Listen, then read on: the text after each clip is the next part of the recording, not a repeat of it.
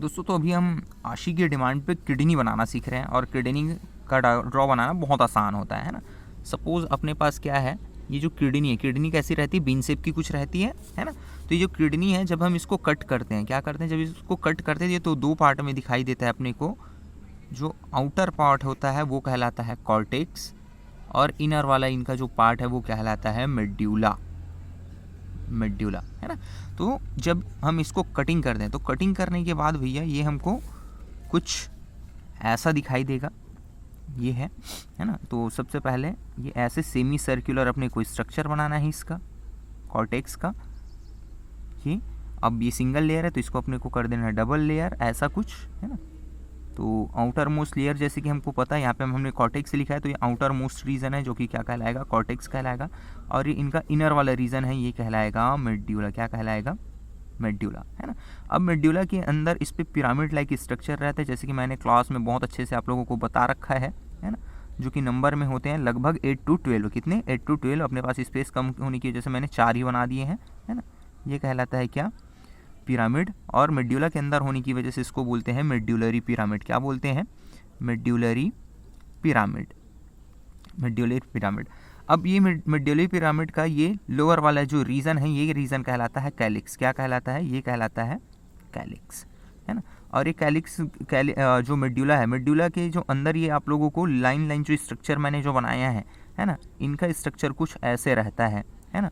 और जो कि नेफ्रॉन को इंडिकेट करता है, नेफ्रॉन क्योंकि सिंगल यूनिट होता है इसका, है ना। तो देखो अब ये जो है जितना भी है, क्या मेड्यूलरी पिरामिड कैलिक्स से होते हुए एक जगह क्या होगा, ये सारा क्या होता है, ओपन होता है। जैसे सपोज मैंने यहाँ पे एक और बना दिया, तो एक जगह क्या होगा, मिलके इकट्ठा होगा और इकट्ठा होके क्या होगा, ओपन होगा, है ना। अब ये जो कैलिक्स है दो प्रकार का होता है, मेजर कैलिक्स और माइनर कैलिक्स, वो आप लोगों को जानने की ज़रूरत नहीं है फिलहाल, है ना। तो इसमें होता ये है कि भैया इसको ब्लड भी तो चाहिए होगा, तो क्या होता है, जो आर्टरीज़ है, क्या है, जो आर्टरीज़ है, वो आर्टरी क्या करेगा, इनको ब्लड सप्लाई करेगा, है ना। आर्टरीज़ को ब्लड सप्लाई करता है और जो कि ऑक्सीजन को प्रोवाइड करके प्यूरिफिकेशन में हेल्प करेगा। नेक्स्ट क्या है, अब यहाँ पे क्या है, जब प्यूरिफिकेशन हो रहा है तो डीऑक्सीजनेटेड ब्लड भी निकलेगा। तो यहाँ पे एक वेन होता है, क्या होता है, वेन होता है, जो क्या करेगा, यहाँ पे डीऑक्सीजनेटेड ब्लड से जो रिलीज़ हुए CO2 है उसको बाहर निकालने का काम करेगा। और ये यहाँ पे जब क्या होता है, यूरिन का जब फिल्टर हो जाता है, यूरिन जब बन जाता है, तो भैया इस यूरेटर के थ्रू, किसके थ्रू, यूरेटर के थ्रू इस किडनी से बाहर आती है और यूरिनरी ब्लैडर में आगे जाके क्या होगा, ये स्टोर होगा। तो ये था किडनी का डायग्राम, है ना। चलो अब हम यहाँ पे अपन ना, इसका मैंने बताया था वो ये नेफ्रॉन जो दिख रहा है, तो इस सिंगल सा जो नेफ्रॉन है, इस नेफ्रॉन के स्ट्रक्चर को अपन समझने की कोशिश करते हैं, क्योंकि आपका एग्जाम में नेफ्रॉन के स्ट्रक्चर लगभग हर एक एग्जाम में मस्ट होता है। तो चलो यहाँ पे हम समझने की कोशिश करते हैं। तो सबसे पहले भैया कुछ नहीं करना है अपने को, आपको बनाना है ऐसा क्या, एक यू शेप का क्या बनाना है आपको, यू शेप का एक ड्रॉ बनाना है ना, एक लाइन। और इसको क्या कर देना है, थोड़ा सा ऐसे यू शेप की डबल लेयर वाली स्ट्रक्चर ऐसी बना देनी है ना, जो कि हमारा बोमन कैप्सूल कहलाता है। अब ये बोमन कैप्सूल आगे जो बढ़ के ना PCT बनाता है, प्रॉक्सिमल कॉन्वोल्यूटेड ट्यूब्यूल रीजन। ये आगे बढ़ के क्या बनाएगा, लूप ऑफ हेनले बनाएगा। क्या बनाएगा, ये बनाएगा लूप ऑफ हेनले। ये लूप ऑफ हेनले ऐसे डिसेंडिंग लूप ऑफ हेनले, जब ये ऊपर की ओर जाने लगता है तो ये कहलाता है असेंडिंग लूप ऑफ हेनले। क्या कहलाएगा, असेंडिंग लूप ऑफ हेनले। और असेंडिंग लूप ऑफ हेनले आगे बढ़कर बनाता है भैया DCT, जिसको बोलते हैं डिस्टल कन्वोल्यूटेड ट्यूब्यूल रीजन। और ये डिस्टल कन्वोल्यूटेड ट्यूब्यूल रीजन आगे ये ओपन होगा कहाँ पे, कलेक्टिंग डक्ट पे, है ना। ये कलेक्टिंग डक्ट, बहुत सारे नेफ्रॉन्स यहाँ पे क्या होते हैं, आके इकट्ठा होते हैं, ओपन होते हैं। और ओपन होने के बाद जो यूरिन है उनको यहीं पे लाके क्या करते हैं, स्टोर करते हैं कलेक्टिंग डक्ट में, है ये। तो देखो सबसे पहले क्या करता है, जो हमारा लीवर है, जनरली क्या होता है हमारा लीवर में ऑर्निथिन और आर्जिनिन साइकिल चलने की वजह से क्या बनता है, यूरिन का फॉर्मेशन होता है।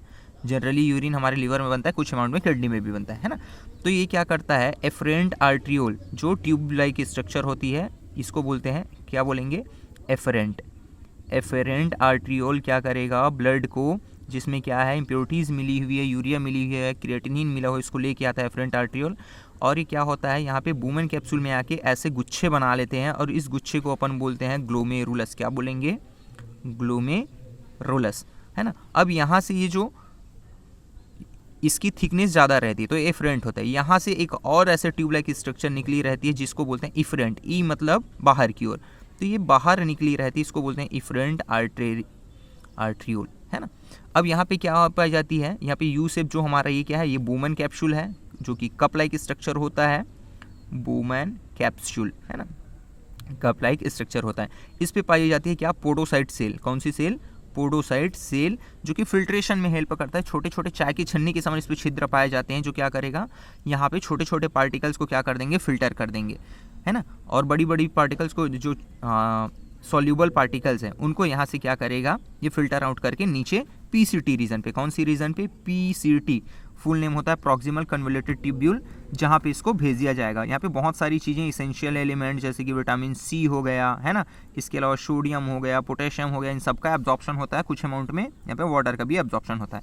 अब यहाँ से जो फिल्ट्रेट है वो नीचे आती है, ये वाला रीजन कहलाता है लूप ऑफ हेनले।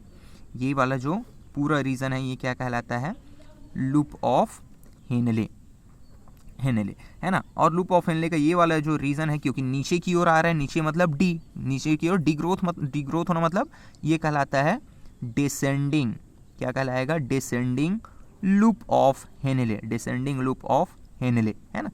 और यहाँ से होते हुए यहाँ पे क्या होता है, जो वाटर के साथ आ रही चीज़ें होती है तो मोस्टली यहाँ पे वाटर का रीअब्जॉर्प्शन कर लिया जाता है। यहाँ से जो चीज़ें बच जाती है जैसे कि सोडियम क्लोराइड, ये क्या होता है, ऊपर की ओर बढ़ जाता है, इसको बोलते हैं असेंडिंग, असेंडिंग मतलब ऊपर की ओर, इसको बोलते हैं असेंडिंग लूप ऑफ हेनले, है ना, असेंडिंग लूप ऑफ हेनले।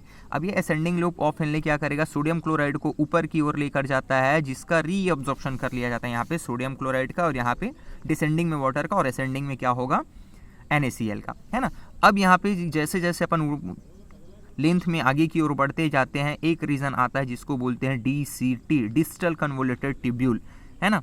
ये क्या करता है, जब हमारी बॉडी में सोडियम की, पोटेशियम की या फिर वाटर की कमी हो जाती है तो हमारे जो पोस्टीरियर पिट्यूटरी रहता है उसको ADH, है ना, तो वहाँ से क्या करता है, हमारे बॉडी से वाटर का रीअब्जॉर्प्शन और वाटर को क्या करने में, रीअब्जॉर्ब या फिर सॉल्ट को रीअब्जॉर्ब करने में ये हेल्प करता है। यहाँ पे इनका कनेक्शन हमारे ब्रेन के पोस्टीरियर पिट्यूटरी से रहता है। अब यहाँ पे क्या होता है, जैसे यहाँ पे अल्ट्रा फिल्ट्रेशन अभी तक रीअब्जॉर्प्शन चलता रहता है, यहाँ पे बहुत सारी चीज़ों का रीअब्जॉर्प्शन किया जाएगा। अब जो चीज़ें बच जाती हैं उसको फाइनली यहाँ पे क्या कर दिया जाता है, रिलीज़ कर दिया जाता है, जिसको बोलते हैं क्या, कलेक्टिंग डक्ट। तो इस कलेक्टिंग डक्ट में क्या कर दिया जाएगा, रिलीज़ कर दिया जाएगा, और यहाँ से 1 नेफ्रॉन, 2 नेफ्रॉन, 3 नेफ्रॉन, लगभग 2 करोड़ 2 बिलियन के आसपास जो नेफ्रॉन्स की नंबर होती है वो सब इकट्ठा होती है इस कलेक्टिंग डक्ट में, और ये फाइनली ओपन होगा यहाँ यूरिनरी ब्लैडर में। कहाँ पे, यूरिनरी ब्लैडर में, यूरिनरी ब्लैडर में इसका क्या होगा, कलेक्शन होगा, और क्या किया जाएगा, यूरेथ्रा के थ्रू क्या कर दिया जाएगा, बॉडी के बाहर इसको रिलीज़ कर दिया जाएगा। तो ये शॉर्ट फॉर्म में है, आपको जैसे कि 2 मिनट 4 मिनट में अगर आपको ये समझनी है तब के लिए है। डिटेल इनका वीडियो मैं किसी दिन और अच्छे से बना के लेके आऊँगा, क्योंकि फ़िलहाल टाइम कम है और आपको समझना ज़रूरी था, इसीलिए मैंने यहाँ पे झूले में बैठ के मैंने मॉर्निंग में ये कॉपी और पेन लेके बनाया हूँ। तो दोस्तों मिलते हैं फिर नेक्स्ट वीडियो में। जय हिंद।